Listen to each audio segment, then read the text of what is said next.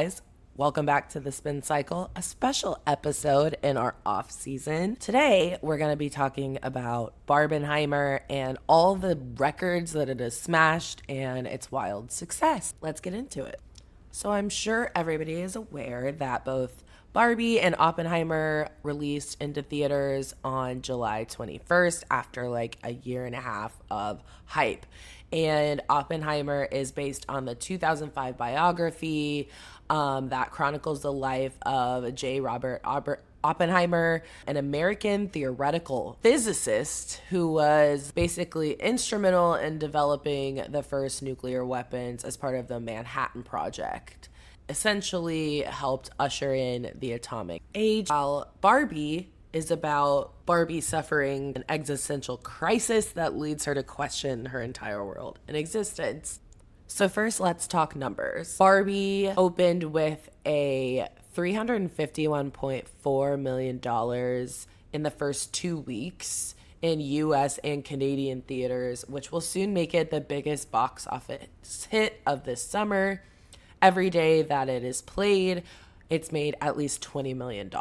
It also has outpaced Christopher Nolan's The Dark Knight to be the best first 2 weeks in theaters of any Warner Brothers release. Its counterpart, Oppenheimer, earned an estimated $46.2 million in the first 2 weeks and held especially strong in its second weekend, with sales decreasing only 44%. It's already surpassed $400 million globally. And then together, more than 200,000 people purchased tickets to see Barbie and Oppenheimer on the same day. So 200,000 people did the double feature.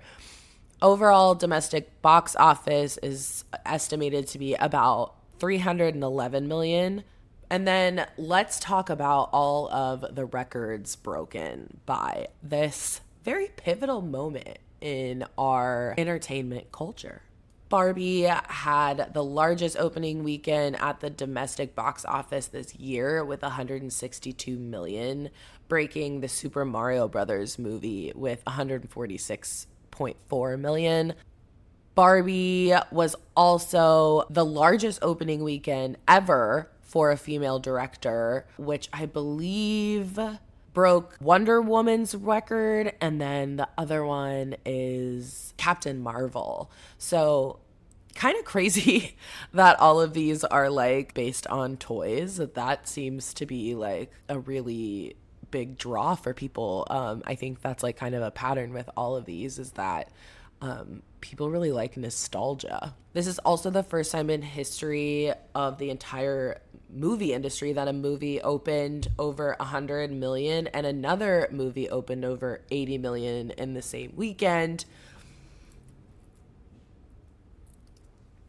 Barbie is the largest opening weekend ever for a movie starring Margot Robbie or Ryan Gosling. Their previous most popular opening weekends were Suicide Squad and Blade Runner. And then Oppenheimer took in $82.4 million at the US box office, which is the biggest opening for an R-rated movie this year. And it's also the biggest non-Batman opening for Christopher Nolan ever. Oppenheimer also saw the biggest opening weekend ever for a biopic, surpassing Bohemian Rhapsody. According to CNN Business, Barbie and Oppenheimer have been such hits that their impact seems to be showing up in our economy. And this says that Bank of America cardholders increased their non-gas spending by almost 2% year over year during the week ending in July 22nd. It's also been interesting to watch how this Barbenheimer thing has really brought like a camaraderie to Hollywood amidst the strikes and everything looming. It seems like the stars of each of these films are going out of their way to show support for each other. I guess that there were some rumors that like Tom Cruise was angry about, I don't know, like the release dates or something being close together to Oppenheimer, and he was worried about having like attention stolen away from his movie or whatever. Mission Impossible is coming out like Mission Impossible number 27.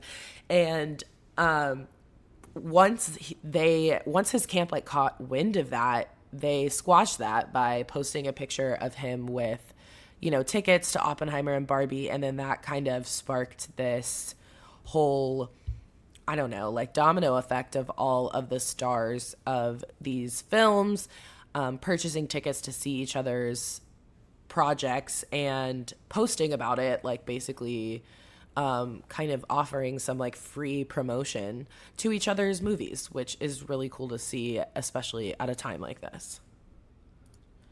So, first, I want to talk about all the things that I loved about Barbie, and then I'm going to talk about all the things I loved about Oppenheimer, and then I'm going to talk about the things that I think could have been better about each. So, first up, Barbie. I thought it was incredibly clever and witty while remaining really endearing. I saw that Greta Gerwig did this interview, and I shared it on the Spin Cycle Instagram, where she talks about how Margot and Ryan made the perfect Ken and Barbie because they were able to be really funny without like making fun of the characters. And she thought that they did right by their characters by being like, goofy and silly and funny and like poking fun at the situation without making like making fun of Barbie or Barbie Land or the characters, etc., and like towing that line really well. And I totally agree with her like summation of that.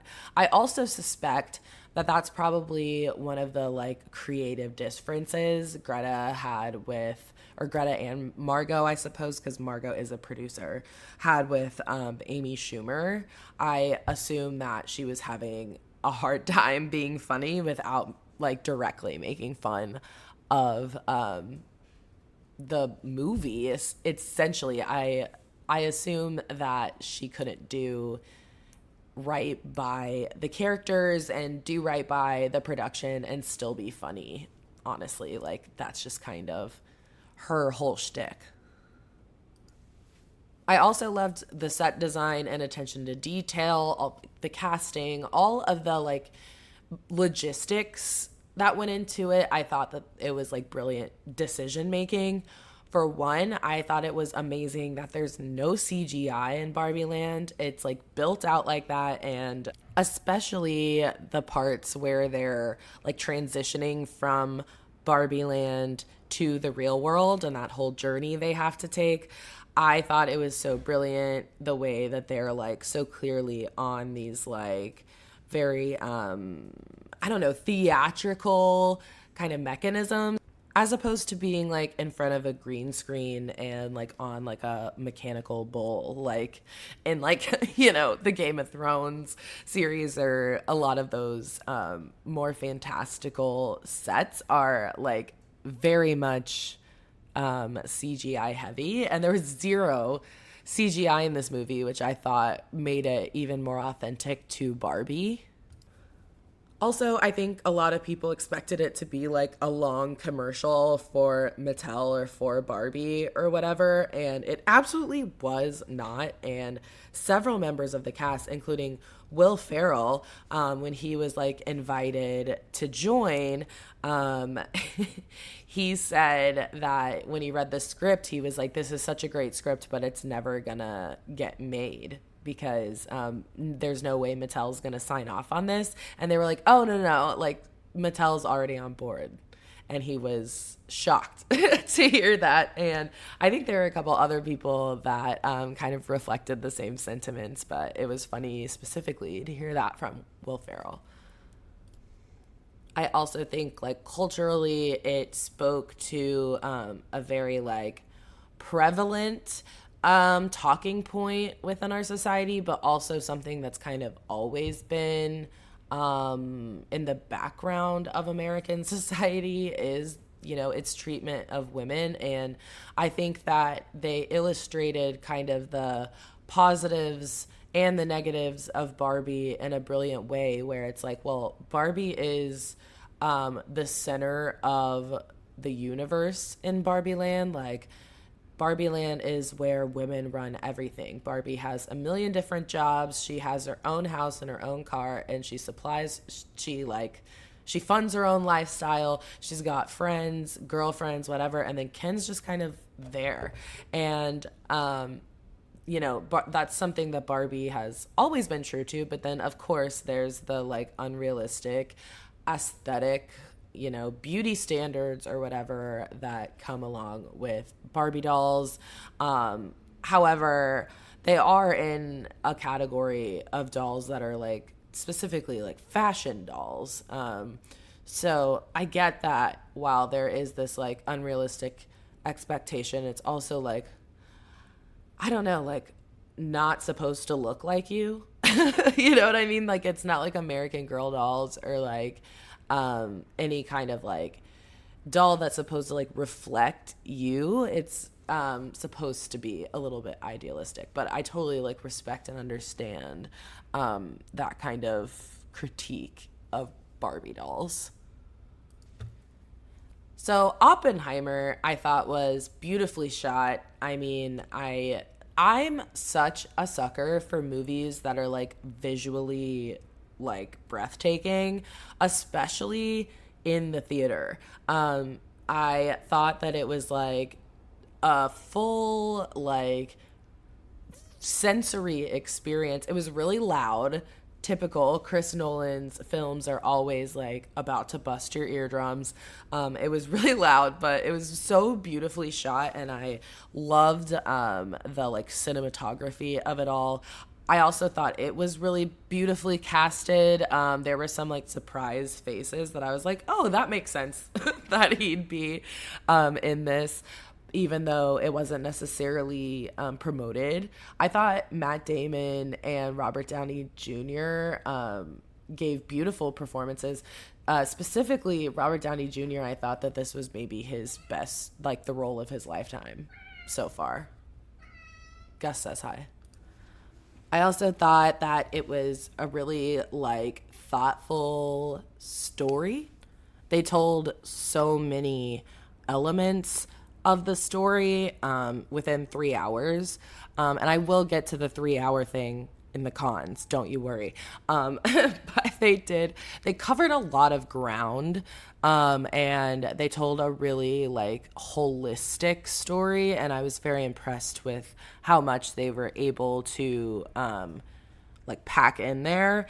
And something that I will say that it did better than Barbie, I'd say, is being able to tell the story without either like the characters or the narrator like explicitly like calling it out. Like there were a lot more like subtle like nods and things that the was on the audience to connect for themselves, as opposed to it being like spelled out in the dialogue.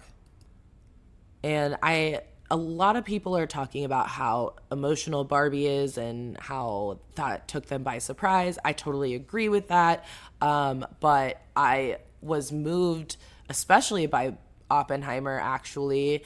I thought that it was a really like complex story that did like definitely tug at my heartstrings.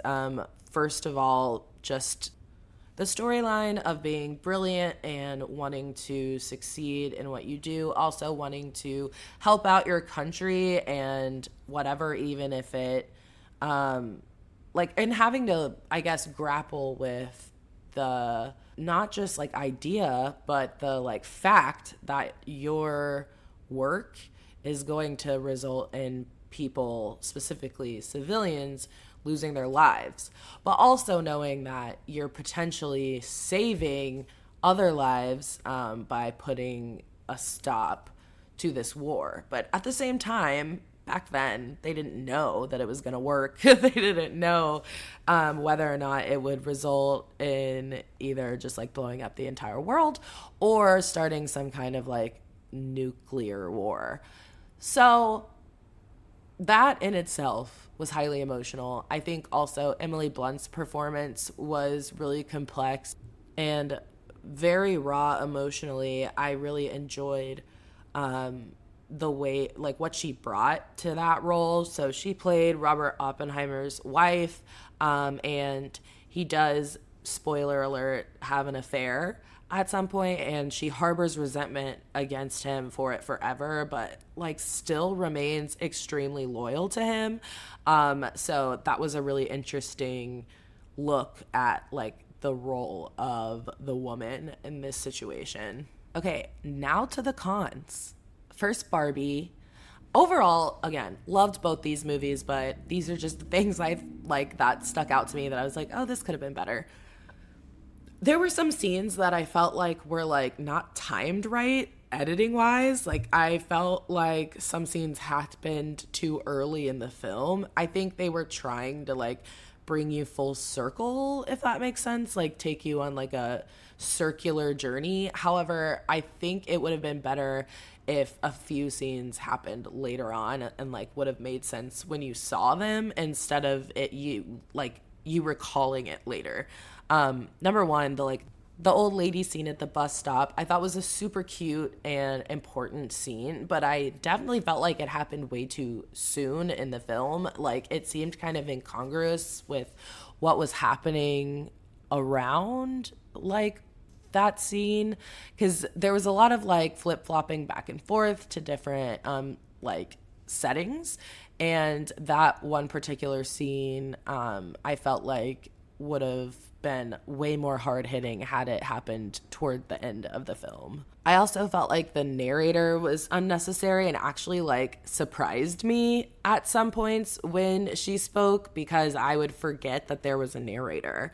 I also like am kind of anti narrators in movies because that's what dialogue is for. Unless it's like, I guess, okay, the only time I'm okay with a narrator is when it's something like The Notebook, where like old Noah is like literally reading from a book. And like that's key to the story. But otherwise, I'm like just not into narrators, especially because there were so many characters.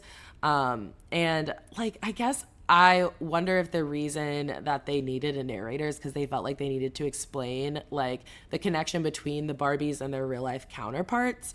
But I feel like that could have been explained through like the CEO, or like the girls could have figured it out somehow. I don't think that it was like totally central to the story that there was this narrator. And then of course my bones to pick with Oppenheimer. Number one, that it's way too long. I felt like the mistress affair storyline was like a little bit indulgent. I didn't need it. I understood that they were trying to like illustrate all of his like communist connections, but I felt like I wanted a little bit more like insight into why he and his circle had like how and why they got into the Communist Party, and like what really drove them there, as opposed to like who each individual was that was like in his circle that had communist connections. I just felt like the mistress storyline, even though like the affair was necessary, I didn't need like all the different scenes of the two of them together. There is one like kind of shocking like graphic scene with Florence Pugh that I did think was like a good illustration of Emily Blunt's like emotional state. So I didn't have a problem with that, although I think some people are saying that it's kind of like gratuitous, but I disagree. It's all the other ones that I didn't need. Like I didn't need to see them like I didn't need to see their like post-coital chats or anything like that. Like it was just so not needed to me, and I felt like that could have cut the movie down by like half an hour, and it would have been better if I didn't have to go pee during it. And then, like I said, I think I would have liked to have like more context into like the rise of communism in America and like what they were opposing. And like, I think I would have liked a little bit more insight into the actual like political state, especially considering how it like resulted in his life after Hiroshima and Nagasaki. Ultimately, though, I think that both movies were incredible, complemented each other a lot. I really enjoyed both leads. Cillian Murphy and Margot Robbie absolutely slayed the house down. And as well as all of the supporting cast, Kate McKinnon and Michael Cera were absolutely hilarious in Barbie. Like, I now want to see like a Kate McKinnon and Michael Cera like adventure comedy. I think that that would be so funny. I also really enjoyed Margot Robbie and Kate McKinnon's chemistry on screen, and then obviously Ryan Gosling. I mean, I like have not laughed so hard at a straight white man in my life. He absolutely killed the role of Ken, and I'm sure that if you've been on the internet, then you know about the Push cover. It is definitely the best part of the movie. It really captured, first of all, like the female experience of like having the guitar played at you and just sitting there being like, oh, great, okay. And like the choice of song being like something like totally disrespectful to women in general. Like that is just such a universal experience, and I thought it was so funny. And I mean, there are so many moments where you can tell that Ryan's improving, and his improv is really superb. He doesn't get enough credit as a comedic actor. His range is incredible. He's super hot, and he's super, I guess, like self-aware as well. So really like shout out to him. I didn't talk about him enough in this podcast. I'm realizing I talked about the women, but shout out to Ryan Gosling. As one other negative thing I'll say about Oppenheimer is that Emily Blunt's cheek filler was really distracting to me. She has so much cheek filler, and it didn't look right in the like 1940s backdrop, and it was really bothering me. She doesn't need that. Nobody needs that much cheek filler. I have some cheek filler, so I'm not shaming filler users. I am literally just saying that Emily Blunt has way too much cheek filler. Please go look at an old picture of her in like The Devil Wears Prada and compare it to a picture of her in Oppenheimer and tell me that I'm wrong. You can't. You literally can't. Anyway, the movie was phenomenal. Cillian Murphy has earned like the number one spot in my heart. I have seen him in like all of Christopher Nolan's movies basically, and I've always really enjoyed him back since he was in Batman Begins as Scarecrow. I think that he's wonderful. I didn't even know that he was Irish until like this year. That's just crazy because of his name. But huge fan of his. He did a beautiful job, even just like without like a shit ton of dialogue. Like I would say that the person with the most lines, my guess would be it's Matt Damon. Did a great job of acting with his like his face and his movements and his just like overall demeanor, and I always really appreciate that in an actor.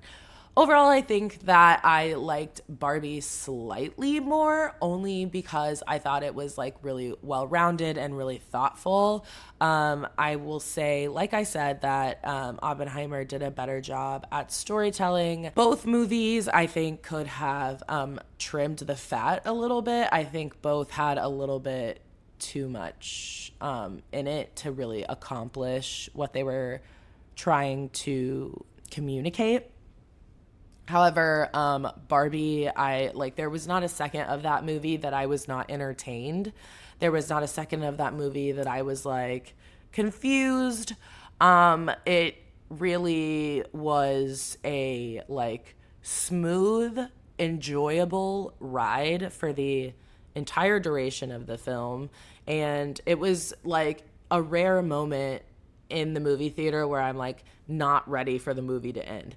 Usually by the time a movie is ending when I'm in the movie theater, I'm ready for it to be over and I've got to pee. But that was not the case with Barbie.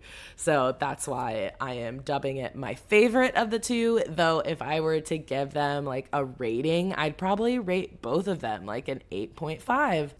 If you haven't gotten out to see either Barbie or Oppenheimer yet, I highly recommend both of them. and go do the double feature. But I mean, plan accordingly because Oppenheimer is long. So you're gonna have to time your bathroom breaks, okay?